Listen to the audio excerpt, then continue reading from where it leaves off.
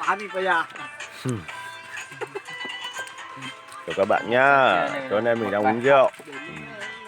Thế bây giờ em mới sợ. Hôm nay mình không biết để bạn chia bán.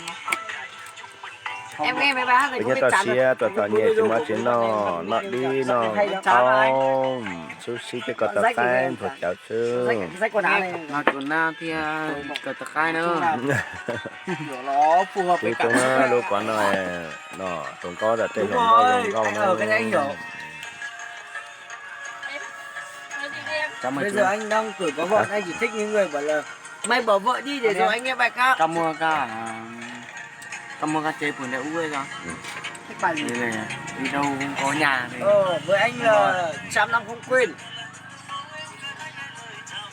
Nghìn năm mẹ đi. Thôi các một tờ tem gì tuột vào cái Mẹ vẫn còn. Nghìn năm mẹ đi anh. Có chơi gì đâu ấy vào. Mẹ ai có biết không? Mình bảo mẹ đâu mà. Nghìn năm không quên à? Cho anh nghe cái bài gì nhỉ? Trước thằng Vả, anh Vả đi bài hát nhỉ? Bài cái gì nhỉ? Trước là thằng bạn nên cho nó bảo cho nghe là chị Ốc luôn.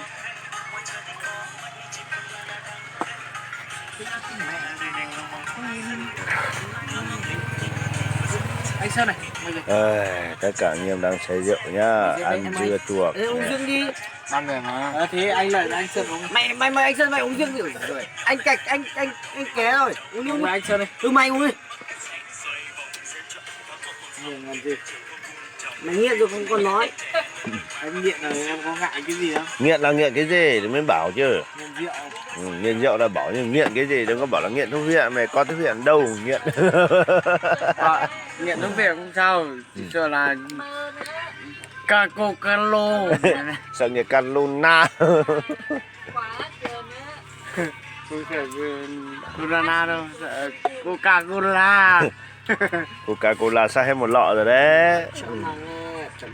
Nhanh thế.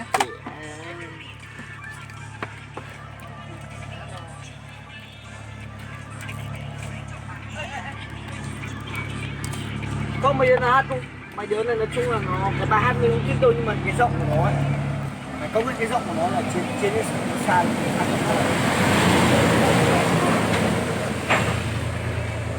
Hả? Thấy giọng nào? Ôi một sân nó hạ thôi. Giọng của ai? Hồng Vân với lại Hồng Đào ấy. Cho thằng con là ủa xì tỏ nữa này sai nữa cho thằng con chợ. Ôi, cảm ơn pu đã đọc quay à? Hả?